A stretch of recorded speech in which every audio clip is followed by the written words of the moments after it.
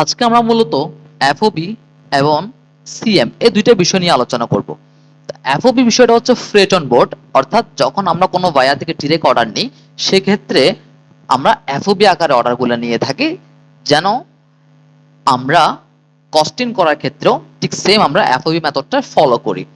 তাহলে একটা FOB method দাঁড় করানোর জন্য আমার কি কি ইনগ্রেডিয়েন্টস দরকার সেই বিষয়গুলো আমি আজকে তুলে ধরবো আপনাদের সামনে, এবং কিভাবে একটা সিএম বের করতে হয় সেটাও আমি আজকে তুলে ধরবো।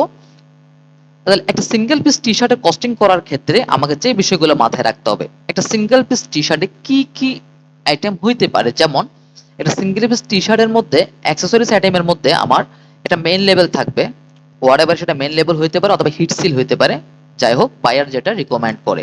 একটা মেইন লেভেল থাকতে পারে, একটা হ্যান্ড ট্যাগ থাকতে পারে, একটা কেয়ার লেভেল থাকতে পারে, একটা থ্রেড, এটা তো কমন, না হলে সিলাবেন কিভাবে আপনি, কার্টুন, পলি এবং আদার্স। এই আদার্স বিষয়টা হচ্ছে যদি কোনো হিডেন কস্ট থাকে, যেমন কি আপনার অর্ডার কনফার্ম হওয়ার পরে বায়ার বলল যে আমাকে এই জিনিসটা তুমি করে দাও, আমাকে এই ট্যাগটা লাগবে অথবা এই বারকোডটা লাগবে অথবা সিকিউরিটি লেভেলটা লাগবে, তুমি একটু আমাকে করে দাও, তখন কোম্পানিও মায়াজালে পড়ে যায়, বায়ারের করে দিতে হয় দিন শেষে। এজন্য আমরা কি করি, একটা আদার্স কস্ট ধরে রাখি।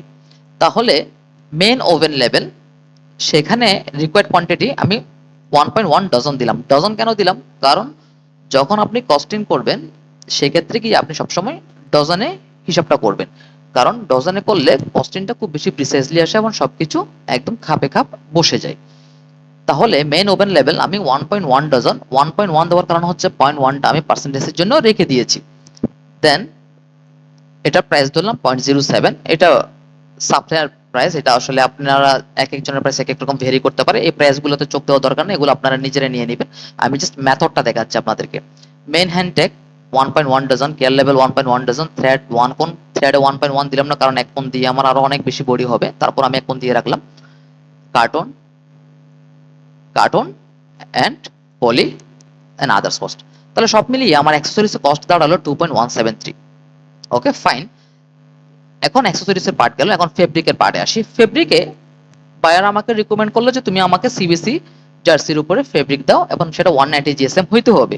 তাহলে আমি কি করলাম, প্রথমে সাপ্লায়ার থেকে জিজ্ঞেস করলাম যে সিবিসি জার্সি প্রাইস বর্তমানে কত চলতেছে, তো সাপ্লায়ার আমাকে এটা প্রাইস মেনশন করলো, আমি সেই প্রাইসটা এখানে বসালাম। তারপর কনজাম্পশন, আমাকে ক্যাট থেকে এটা কনজাম্পশন দেওয়া হলো, অথবা এর আগে একটা ভিডিও দিয়েছি আমি যেখানে আমি কনজাম্পশন নিয়ে আলোচনা করেছি, কনজাম্পশন এটা বসায় দিলাম।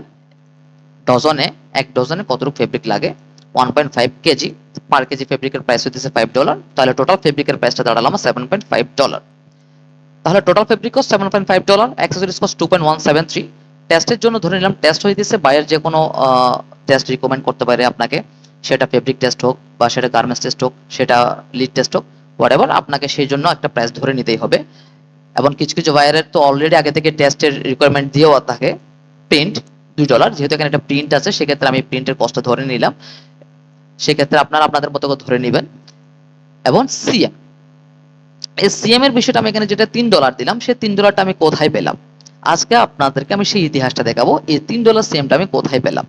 তাহলে আসুন দেখি এটা কোথায় আমরা পেলাম।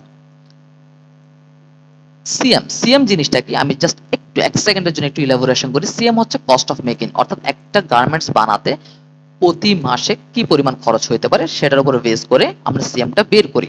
তাহলে সিএম বের করার জন্য আমাকে কি কি মেথড ফলো করতে হবে।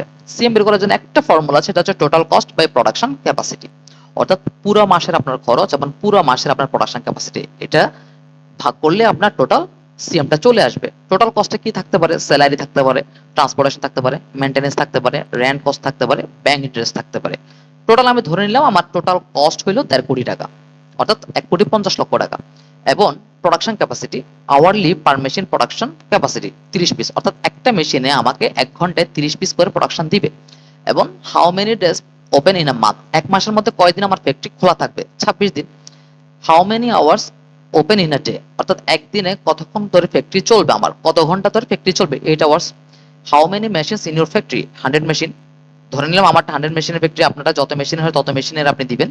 এবং total cost by production capacity, total cost হলো 1,50,00,000 এবং প্রোডাকশন ক্যাপাসিটি আমি সবগুলো গুণ করে দিলাম, তাহলে টোটাল পেলাম আমি 24.03 টাকা, 24.03 টাকা প্রতি পিসের জন্য।